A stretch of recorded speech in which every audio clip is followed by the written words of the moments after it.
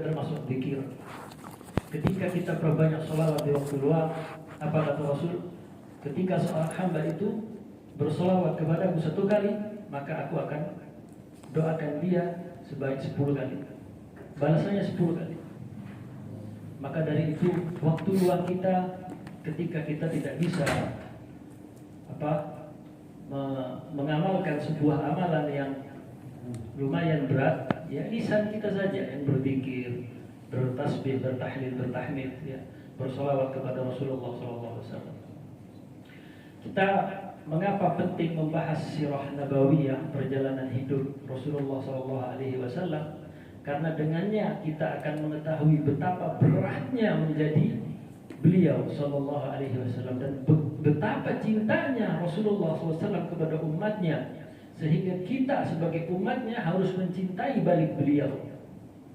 Ketika beliau sakaratul maut, apa yang disampaikan kepada malaikat maut? Wahai malaikat maut, apakah seperti ini umatku merasakan sakit sakaratul maut?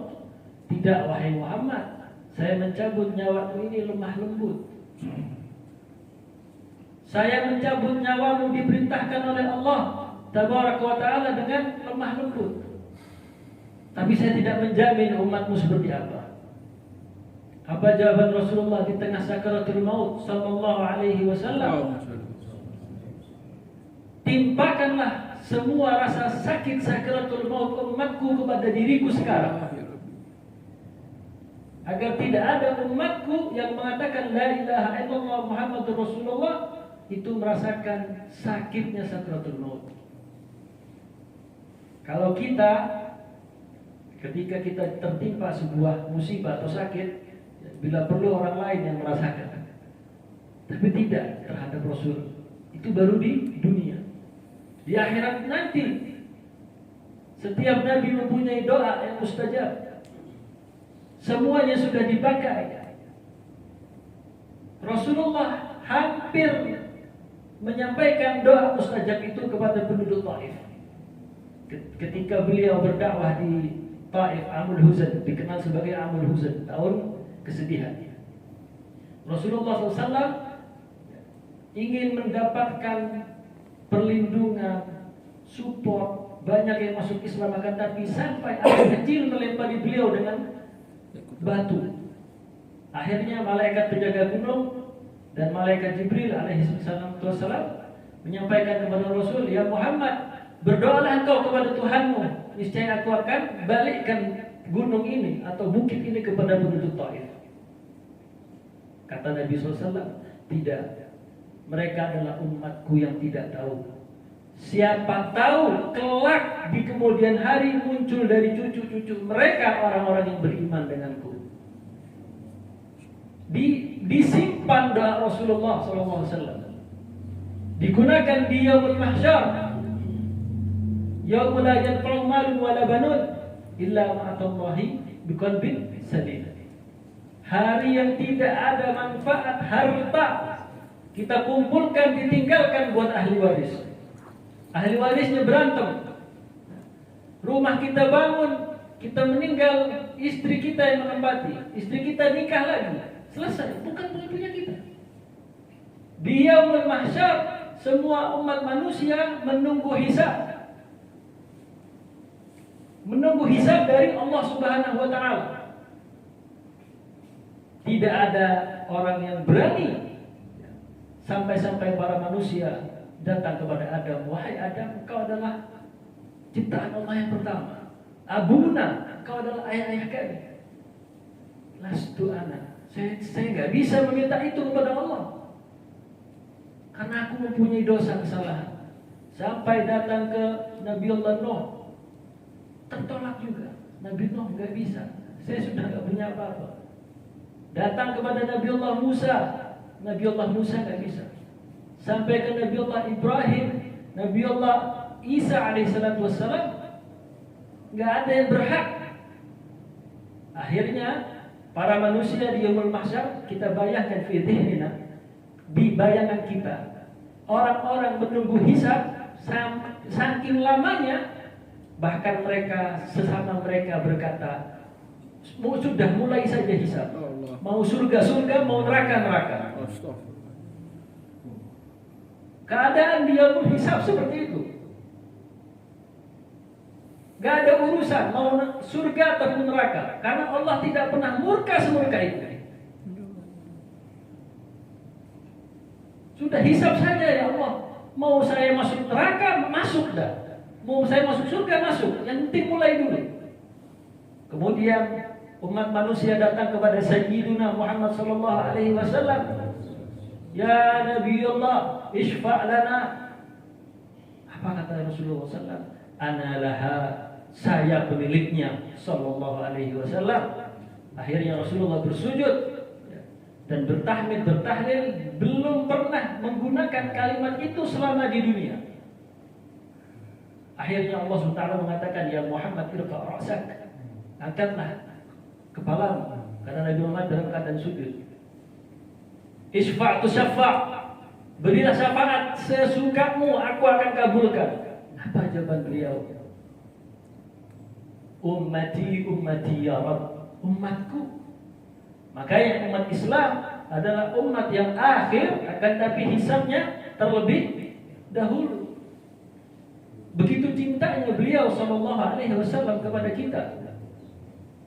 Akan tapi mayoritas kaum muslimin tidak mempelajari sirahnya sallallahu alaihi wasallam. Bagaimana beliau berjuang menegakkan kalimat tauhid, berperang di jalan Allah, terluka di jalan Allah. Bukan memakai ilmu-ilmu kebal, nggak ada. Rasul pun terluka di peperangan. Maka dari itu, dari rasa cinta kita kepada Allah dan Rasulnya, ya, ulama menuliskan beberapa kitab-kitab sirah, itu kita harus pelajari. Karena dengan mengetahui ilmu tentang sejarah hidupnya Nabi SAW, itu kita akan menambah kecintaan kita kepada beliau. Jamaah yang dirahmati oleh Allah Subhanahu wa taala, alhamdulillah kita sudah sampai di pembahasan umrah qada. Ya, umrah qada, ya umrah ya seperti yang kita ketahui ya, mempunyai arti ya umrah. Ya. Qada, kenapa disebut qada? Karena sallallahu alaihi wasallam bersama sahabatnya radhiyallahu taala anhum itu di perjanjian Hudaybiyah, sulh Hudaybiyah tidak jadi umrah. Mereka mempunyai kesepakatan perjanjian 10 tahun gencatan senjata antara muslimin dan musyrikin Quraisy. Sampai setelah berjalannya waktu, ulama mengatakan dalam hadis yang mutawatir, di bulan Zulqa'dah Rasulullah sallallahu alaihi wasallam memerintahkan para sahabatnya untuk melaksanakan umrah qada, umrah pengganti yang gagal di Hudaybiyah, dan tidak diperbolehkan seorang pun yang ikut serta kecuali yang ikut serta dalam perjanjian Hudaybiyah. Jadi sahabat yang beberapa tahun yang lalu itu ikut umrah nggak jadi, hanya itu yang diajak oleh Rasulullah SAW. Kemudian berangkatlah mereka kecuali yang syahid, karena ada beberapa sahabat setelah perjanjian Hudaybiyah itu syahid. Ada peperangan apa minggu lalu, Khandaq, atau disebut dengan bahasa lain dengan peperangan Ahzab. Terus penaklukan benteng Yahudi Khaybar, itu banyak para sahabat yang syahid. Jadi kecuali yang syahid itu tidak diajak oleh Rasulullah, dan anak kecil termasuk wanita juga tidak diajak oleh Rasulullah sallallahu alaihi wasallam. Dan seperti biasa, sunnahnya beliau, karena sunnah itu menurut Ustaz Ikrimah hafizahullah taala, ya, itu ada qauliyah. Apa lagi? Qauliyah itu perkataan Rasul. Fi'liyah.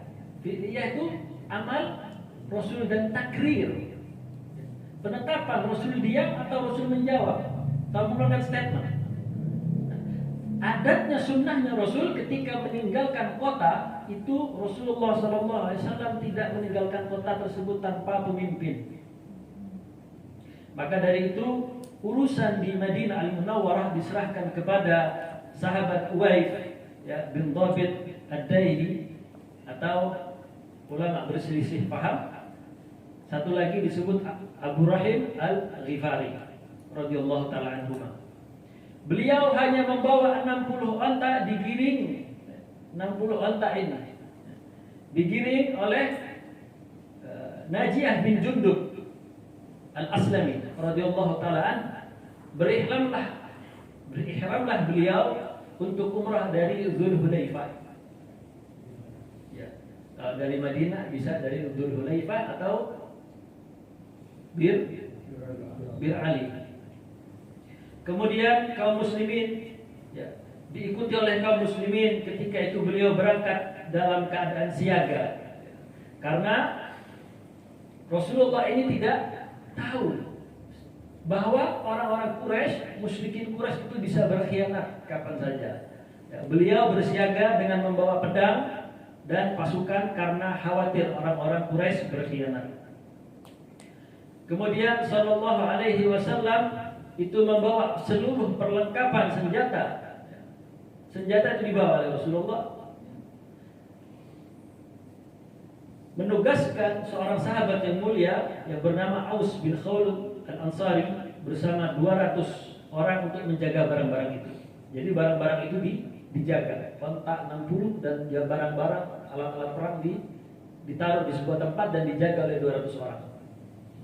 Lalu masuklah Rasulullah SAW membawa senjatanya layaknya orang berpergian jauh dengan pedang yang masih berada di dalam sarungnya. Ya, yang seperti kita sampaikan pada pertemuan-pertemuan sebelumnya, ketika penjelasan Hudaybiyah hanya membawa peralatan orang-orang musafir, karena takut ada perampok dan lain-lain, hanya untuk mengamankan diri. Kemudian Rasulullah SAW masuk dengan menunggangi untanya. Jadi kalau untanya Rasul itu mempunyai nama Al-Qaswa. Al-Qaswa diikuti kaum muslimin yang menyandang pedang-pedang mereka sambil mengelilingi Rasulullah SAW. Jadi dilindungi Rasulullah SAW.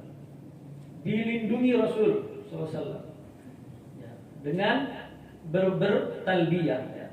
Labbaik Allahumma labbaik, seperti itu, seperti lumrahnya orang bertalbiyah.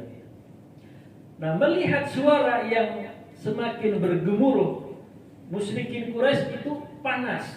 Karena kalimat tauhid, orang-orang yang benar-benar paham tentang tauhid la ilaha illallah Muhammadur Rasulullah, maknanya itu begitu agung. Maka mereka itu enggak kuat, mereka itu panas. Akhirnya musyrikin Quraisy, oh Muhammad telah datang ini, mau berumrah. Mereka keluar dari kota Makkah menuju bukit-bukit. Kalau kita melihat letak geografis Makkah itu seperti lembah ya, di perlembahan. Karena Makkah itu sekalinya hujan gede itu pasti banjir. Ya, karena daerahnya lembah. Jadi mereka keluar menuju bukit-bukit yang berada di sebelah utara Makkah untuk melihat kaum muslimin. Jadi kaum muslimin masuk ini dilihat oleh mereka. Terjadilah perbincangan di antara orang-orang musyrikin ini. Mereka mengatakan, sungguh telah datang kepada kalian rombongan yang menjadi lemah karena demam. Dianggapnya kaum muslimin bersama Rasul Sallallahu Alaihi Wasallam itu terserang demam yang menyerang kota Yasrib. Jadi sejak zaman dahulu itu penyakit itu ya ada. Ya. Tapi Rasulullah SAW mendoakan ya, agar kota Madinah menjadi aman dan sembuh semua sahabat radhiyallahu taala anhum jami'an. Kemudian Rasulullah SAW memerintahkan para sahabatnya agar berlari kecil 3 putaran dan berjalan di antara 2 rukun, Yamani dan Hajar Aswad. Tidak ada yang menghalangi beliau untuk memerintahkan agar mereka berlari kecil pada setiap putaran kecuali diabadikan oleh mereka. Jadi sahabat itu ketika disuruh oleh Rasul untuk berlari kecil, itu mereka ikut. Beliau memerintahkan seperti itu mempunyai hikmah yang diamalkan sampai akhir zaman. Hikmahnya apa? Beliau ingin memperlihatkan kepada kaum musyrikin kekuatan muslimin. Ini kota Madinah nih habis diserang demam, ya, sahabatnya masih bisa tawaf dengan berlari-lari kecil. Jadi amaliyahnya Rasul itu diabadikan sampai akhir zaman. Ini kenapa kita disunahkan untuk berlari-lari kecil ketika beberapa kali tawaf dan sa'i. Itu Rasulullah SAW tujuannya ingin menunjukkan kepada kaum musyrikin, ya, kekuatan kaum muslimin. Sebagaimana mereka diperintahkan untuk berittiba. Tahu berittiba? Membuka sebelah mana? Kanan atau kiri? Kiri. Jangan salah ya. Ada yang salah, biasanya ada yang salah. Yaitu untuk membuka bahu yang sebelah kanan. Tadi ada yang bilang kiri. Yang kanan, ittiba itu yang kanan. Jadi yang terlihat itu sebelah kanan. Meletakkan ujung kain di atas bahu yang sebelah kiri. Jadi ujung kainnya diletakkan untuk menutupi bahu yang sebelah kiri. Itu kain ihram. Kalau ada kain ihram di sini mungkin bisa praktek. Kemudian Rasulullah SAW memasuki kota Makkah dari arah Thaniyah. Thaniyah itu apa? Orang-orang Madinah ketika menyambut Rasulullah SAW menyenandungkan syair Tala'al badru alaina min thaniyatil wada'. Apa thaniyatil wada'? Itu di pembahasan awal beberapa bulan yang lalu itu sudah kita sampaikan. Thaniyatil wada' itu sebuah tempat di mana kota tersebut kalau mengantar keluarga atau mengantar umatnya untuk berpergian, itu batas terakhir kotanya. Thaniyatil wada'. Kalau kayak sekarang tuh kayak selamat datang atau selamat jalan. Itu thaniyatil wada'. Kemudian kaum musyrikin itu berbaris memperhatikan Sallallahu Alaihi Wasallam. Aneh, orang musyrik benci sama Rasul, akan tapi masih memperhatikan Rasul. Kalau kita benci sama orang, kita lihat enggak? Cuekin aja. Kenapa Rasulullah SAW dibenci oleh musyrikin Quraisy tapi masih diperhatikan? Luar biasa. Kita saja sesama Islamnya ada perbedaan sedikit udah deh, ya. Gak mau sodakoh yang balas, yang gratis, itu senyum kepada saudara kita gak mau. Tabassumika ala wajhi akhika sodakoh. Senyummu kepada saudaramu itu dihitung oleh Allah Ta'ala sebagai sodakoh. Jangan merengut. Ini orang-orang musyrikin benci terhadap Rasul setengah mati bencinya, tapi masih dilihat Rasulullah itu masuk ke kota Makkah bertawaf, itu dilihat, diperhatikan. Sallallahu Alaihi Wasallam tetap bertalbiyah hingga beristislam, menghormat atau memberikan tanda kepada rukun sudut Hajar Aswad. Dengan tongkatnya kemudian Rasulullah SAW tawaf dan diikuti oleh kaum muslimin. Jamaah yang dirahmati oleh Allah Subhanahu wa Ta'ala, dalam hadis yang diriwayatkan oleh Al-Anas, Umar berkata, wahai putra Rawaha, Abdullah bin Rawaha, di depan Rasulullah SAW dan di Masjidil Haram kamu berani membacakan syair, ya, Nabi SAW berkata, biarkan dia, hai Umar, syair itu lebih cepat menembus mereka daripada meluncurnya tombak. Apa syair yang disenandungkan oleh Abdullah bin Rawaha? Salah satu, ana ambil beberapa bait saja. Khallu banil kuffari an sabilih. Biarkanlah kaum kafir di jalan mereka. Nggak ada paksaan di dalam Islam. Ya. Abdullah bin Rawaha mengatakan khallu bani kuffar an sabilih. Biarkanlah orang-orang kafir itu berjalan di jalan mereka.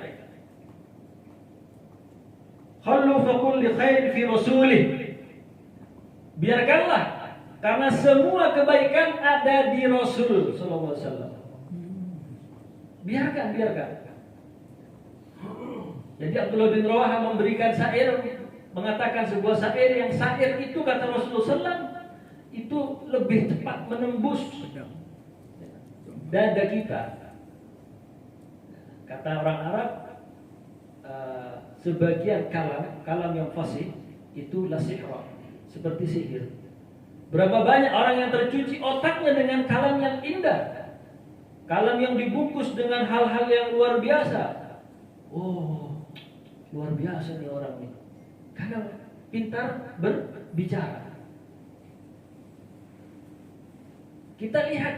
Kalau kita lihat berbicara ini mempunyai ilmu.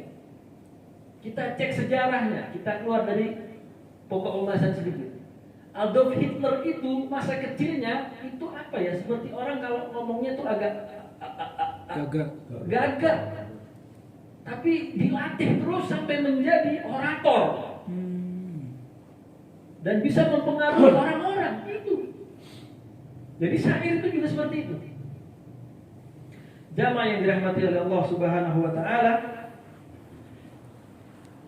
Kemudian Rasulullah Shallallahu Alaihi Wasallam dan kaum muslimin melakukan berlari kecil dalam 3 putaran. Tatkala kaum muslimin melihat mereka, maka mereka mengatakan, ini yang mengatakan orang-orang kafir, kalian mengira demam itu telah membuat mereka lemah. Lihat, mereka lebih militan dari kita. Mereka ini yang katanya orang-orang musyrikin terkena demam, akan tapi datang tawaf sa'i dengan berlari, kayak semangat, militan mereka ini. Makanya kita sebagai umat Islam itu jangan menampakkan kelemahan kita di depan orang-orang musyrikin. Semakin dibakar, oh ini ternyata kelemahannya. Kelemahan kaum muslimin itu jangan pernah dihadapkan, jangan pernah diberikan, apalagi dibuka terang-terangan. Bila perlu kita tutupin. Ada orang-orang kafir tanya, Ustaz, Islam itu kok beda-beda ya? Oh, nggak ada, Islam itu satu. Jangan kita jelaskan sama orang-orang kafir itu bahwa Islam itu ada ini, ada ini, ada ini, ada ini. Tidak ada. Islam itu satu, la ilaha illallah Muhammadur Rasulullah. Selesai. Itu yang harus kita sampaikan kepada mereka. Nah, kalau mereka tahu bahwa Islam itu ada ini, ada ini, ada ini, ada ini sama ini musuhan, ini sama ini musuhan, ini sama ini sama ini musuhan, lebih mudah memecah belah. Itu yang digabungkan oleh Rasul, itu yang diangkat oleh Rasul dakwahnya, mempersatukan umat di bawah kalimat la ilaha illallah Muhammadur Rasulullah. Kemudian jamaah yang dirahmati oleh Allah Subhanahu wa taala, setelah tawaf beliau melaksanakan sa'i seperti yang kita ketahui. Kemudian ketika itu selesai melaksanakan sa'i, sedangkan hewan sesembelihan sudah diletakkan di Bukit Marwah, beliau pun bersabda, ini tempat menyembelih kurban di setiap jalan Makkah. Jadi di setiap jalan Makkah itu adalah tempat untuk menyembelih kurban, kata Rasulullah SAW. Beliau pun berkurban di sana dan bertahallul di situ. Begitu pula dikerjakan itu juga oleh kaum muslimin. Kemudian Rasulullah SAW mengutus salah seorang sahabat untuk menggantikan orang-orang yang menjaga rombongan barang yang dibawa oleh Rasul. Karena yang 200 orang itu belum melaksanakan umrah, gantian. Kemudian Rasulullah SAW tinggal di Makkah itu selama 3 hari. Pada hari keempat, orang-orang musyrikin mendatangi Ali bin Abi Thalib. Kenapa kok tidak mendatangi Rasul SAW? Enggak berani. Orang-orang pengecut itu seperti itu. Enggak suka sama seseorang, sama tokoh, itu enggak berani ngomong langsung. Ngomong ke orang. Dan kita nggak senang sama dia. Udah jangan kasih tempat. Ya ini yang dilakukan oleh orang-orang musyrikin, datang kepada Ali bin Abi Thalib. Dia mengatakan, katakanlah kepada sahabatmu, qul li ashabik. Yang dimaksudnya adalah Rasul sallallahu alaihi wasallam. Ya, keluarlah dari tempat kami. Udah deh, keluar, jangan lama-lama. Ya, waktunya telah habis. Luar biasa, hanya 3 hari udah gak kuat. Mereka menyuruh Rasulullah SAW untuk pergi. Kemudian keluarlah dari kami, waktunya telah habis. Maka Nabi SAW ya tidak menjawab apapun.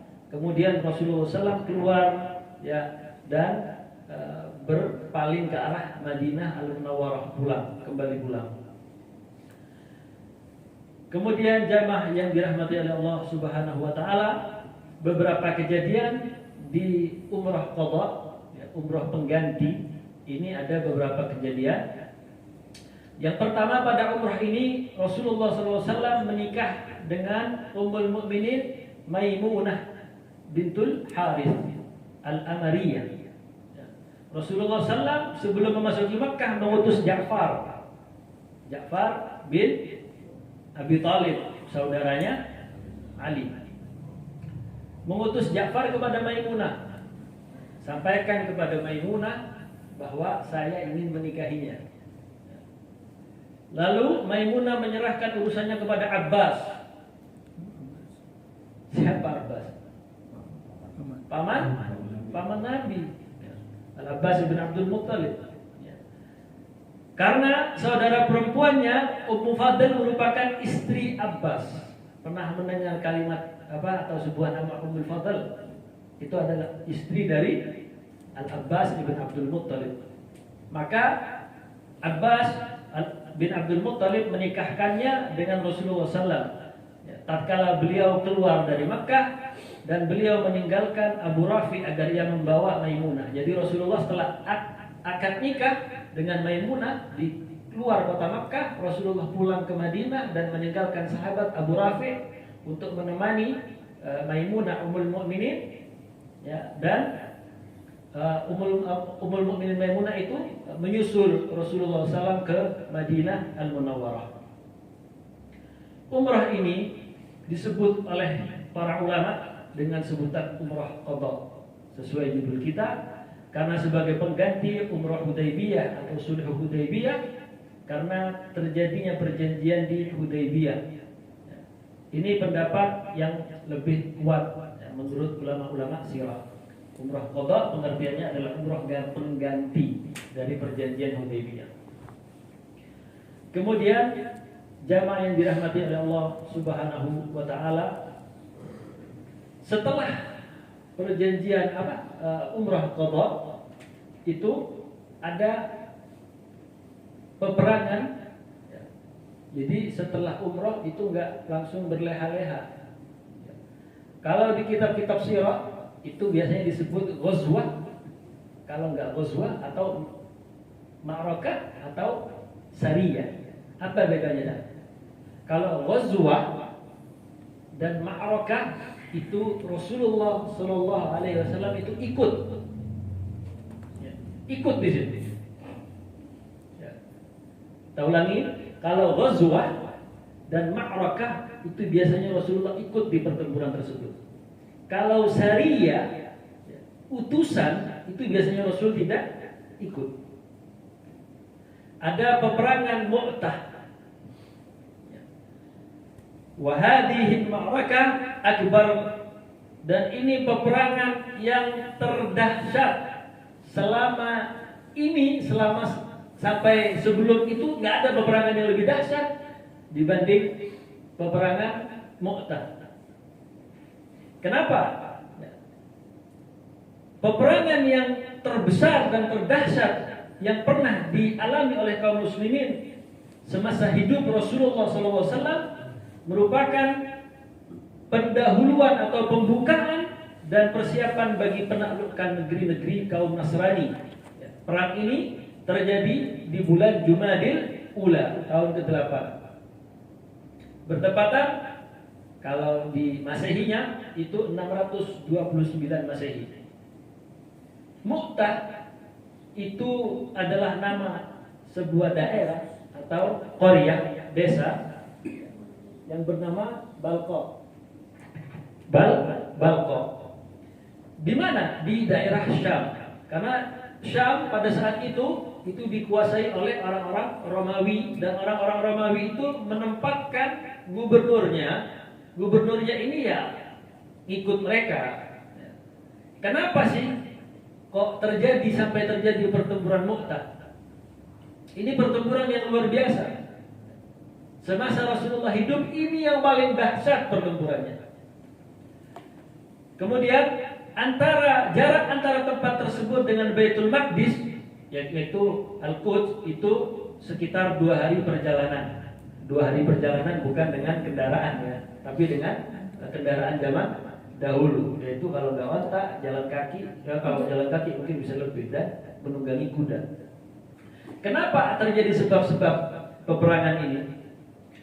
Yang pertama adalah penyebab peperangan ini bermula ketika Rasulullah SAW mengutus seorang sahabat Al-Haris bin Umair Al-Azadi radhiyallahu ta'ala guna menyampaikan surat yang pernah kita bahas ya, surat-surat Rasul SAW kepada penguasa Busra. Busra ini salah satu tempat di Syam. Ya, ini sebenarnya bahasa kasarnya ini juga pembantunya orang-orang Romawi, tapi berlagak menjadi penguasa karena di backing dengan orang-orang Romawi. Kemudian ia dihadang oleh Surahbil bin Amr al-Ghassani, seorang penguasa yang mendapat mandat, yang mendapatkan perintah dari Kaisar. Tahu Kaisar? Untuk menjadi pemimpin di kota Balqa. Jadi Surahbil ini Ibn Amr al-Ghassani itu menangkap utusan Rasul sallallahu alaihi wasallam, ya, lalu diborgol, kemudian dihadapkan kepada Kaisar yang kemudian menebas leher sahabat tersebut. Dan ini adalah kejahatan perang, karena utusan itu tidak boleh dibunuh. Ini deklarasi perang.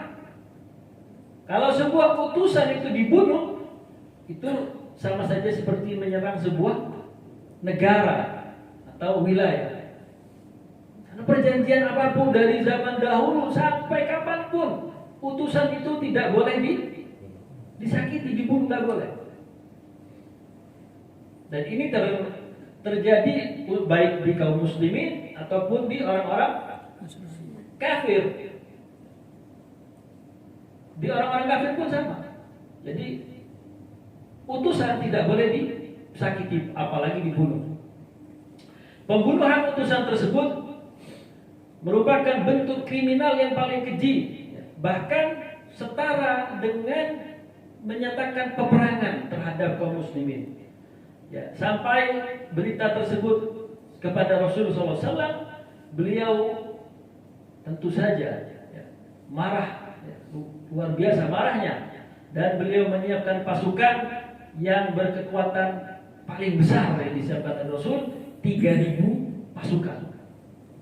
Ini adalah pasukan Islam terbesar yang belum pernah terkumpul seperti ini kecuali dalam peperangan Ahzab. Kalau Ahzab itu kan terkepung kaum muslimin.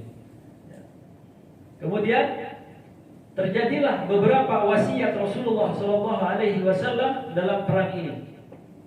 Rasulullah ikut, bukan hanya memberikan wasiat kemudian berdiam diri di Madinah Al-Munawwarah. Rasulullah SAW umira ala hada ila Zaid bin Harith. Rasulullah dalam perang ini mengangkat Zaid bin Harithah sebagai panglima pasukan. Seraya berkata, ya, apabila Zaid itu terbunuh, maka Ja'far ibn Abi Thalib yang mengambil pimpinan. Kemudian apabila Ja'far terbunuh, maka Abdullah bin Rawahah lah yang harus memegang tampuk kepemimpinan pasukan dengan memegang roya. Dan ini adalah mukjizat Rasul sallallahu alaihi wasallam. Mukjizat Rasul sallallahu alaihi wasallam yang disampaikan oleh Rasul itu adalah wahyu. Allah SWT berfirman, "Wa ma yantiqu 'anil hawa," dan dia Nabi Muhammad tidak pernah berkata sesuai hawa nafsunya. In huwa illa wahyu yuha. Wahyu yang diwahyukan. Rasulullah tahu Zaid bin Harithah, ya, kalau Zaid meninggal, ya, kemudian dipegang oleh Ja'far. Ja'far meninggal, dipegang oleh Abdullah bin Rawahah. Kemudian beliau mengangkat panjinya, royahnya yang berwarna putih, bertulisan La ilaha illallah Muhammadur Rasulullah. Itu bukan bendera ISIS. Iya. Ya. Itu bukan bendera ISIS. Itu adalah benderanya Rasulullah sallallahu alaihi wasallam. Yang dimana kana khuluquhul Quran, yang akhlaknya seperti Al-Qur'anul Karim. Itu bukan bendera orang-orang radikal, tidak. Jadi bendera berwarna putih dan memberikannya kepada Zaid bin Harithah. Bendera ini yang dipegang oleh Zaid bin Harithah. Kalau terbunuh Ja'far, kalau Ja'far terbunuh Abdullah bin Rawahah radhiyallahu taala anhum jami'an. Beliau sallallahu alaihi wasallam menyampaikan kepada sahabatnya agar mendatangi tempat terbunuhnya Al-Harith bin Umayyah, utusan tersebut, dan menyuruh penduduk di sana untuk masuk Islam. Seperti biasa, enggak tiba-tiba langsung membunuh, tapi menyeru mereka untuk masuk Islam. Kalau nggak mau, nggak, silahkan beribadah dengan keyakinan masing-masing, tapi membayar uang amanah, jizyah, upeti. Kalau nggak mau, falharab, maka perang. Kemudian apabila menerima ajakan tersebut, maka itu yang diharapkan oleh Rasulullah SAW, karena tidak akan terjadi pertumpahan darah, nggak jadi kerugian, baik di kalangan musyrikin dan di kalangan kaum muslim. Dan kalau mereka menolak, maka harus diperangi dengan memohon pertolongan Allah. Kemudian beliau bersabda,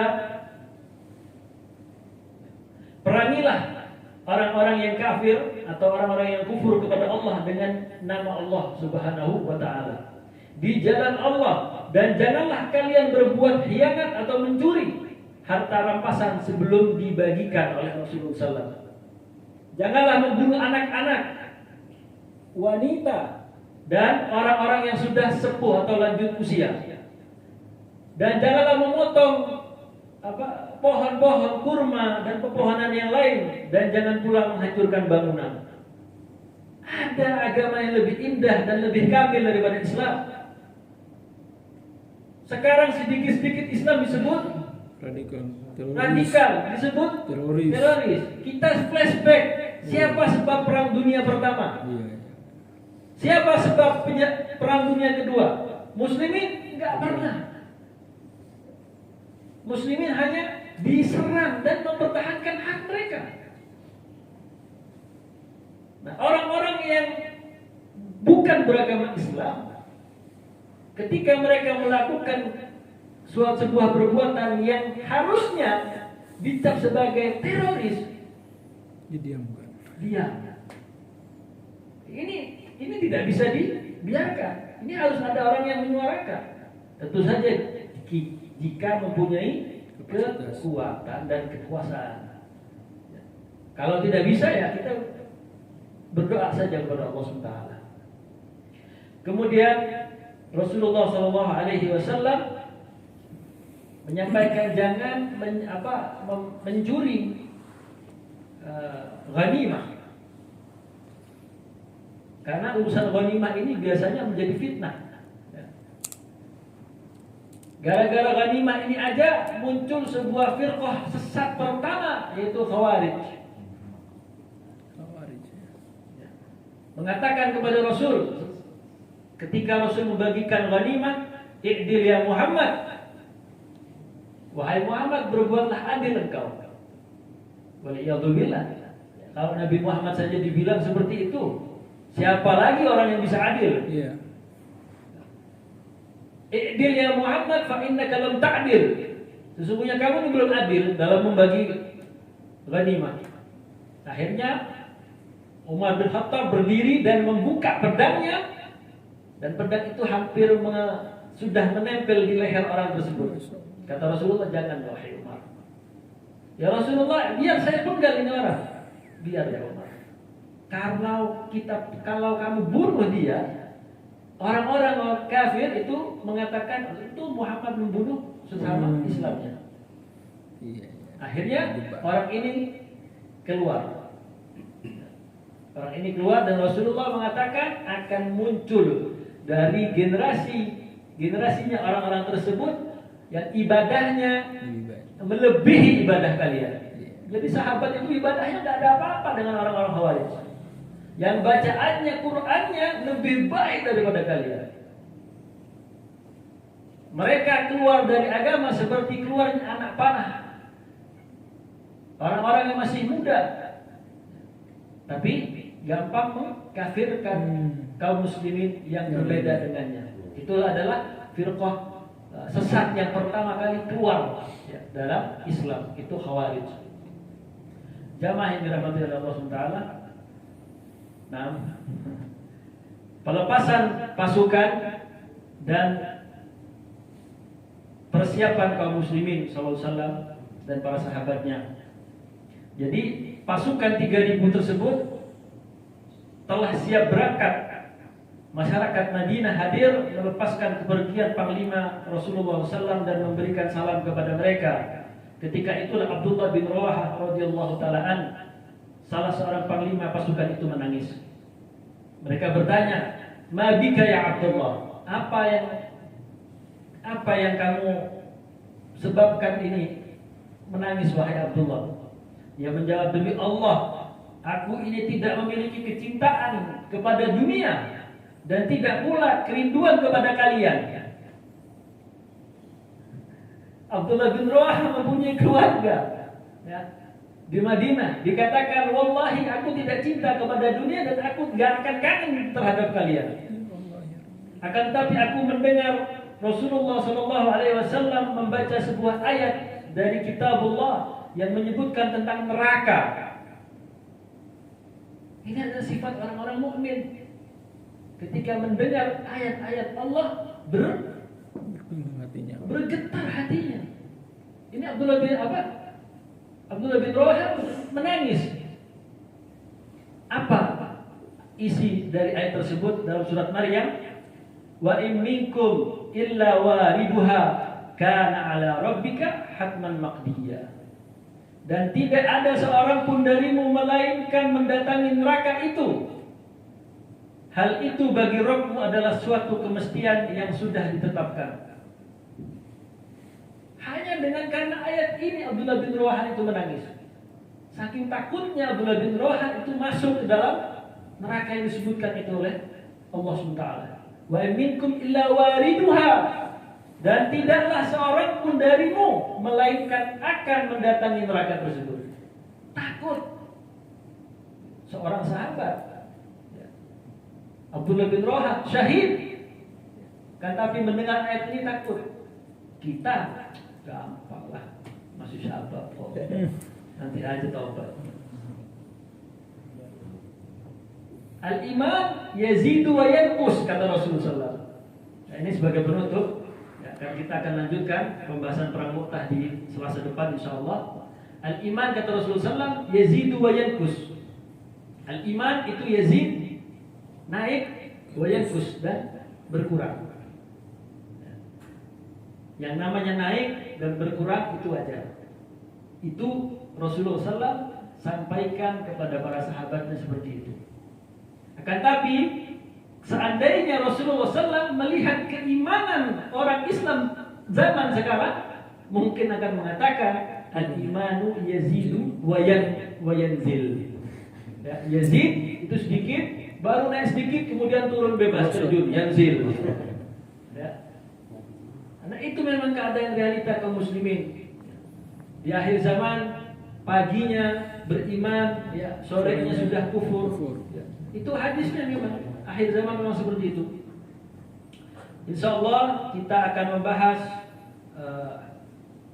kelanjutan peperangan Mu'tah, di mana 3 orang tersebut telah syahid, dan bahkan Ja'far bin Abi Thalib tertebas kedua tangannya sambil memegang benderanya Rasul Sallallahu Alaihi Wasallam, dan sebelum syahid. Setelah pertempuran Rasulullah mengatakan Ja'far itu telah terbang dengan mempunyai dzujanahain, mempunyai 2 sayap. Ja'far bin Abi Thalib diberikan julukan oleh Rasulullah SAW sebagai sahabat yang mempunyai 2 sayap. Allah gantikan tangannya dengan sayap. Seperti apa? Wallahu a'lam. Ya, karena Rasulullah SAW itu diberikan informasi wahyu, kalau kita tidak. Insya Allah kita akan bahas di pertemuan yang akan datang. Kita tutup dengan membaca rakatul majlis. Subhanallah wa bihamdika asyhadu an la ilaha illa anta astaghfiruka wa atubu ilaik. Jika ada yang salah yang Anda sampaikan itu berasal dari Anda pribadi. Jika ada yang manfaat dan kebenaran itu datangnya dari Allah Rabbul Alamin. Kita lanjutkan dengan tanya jawab.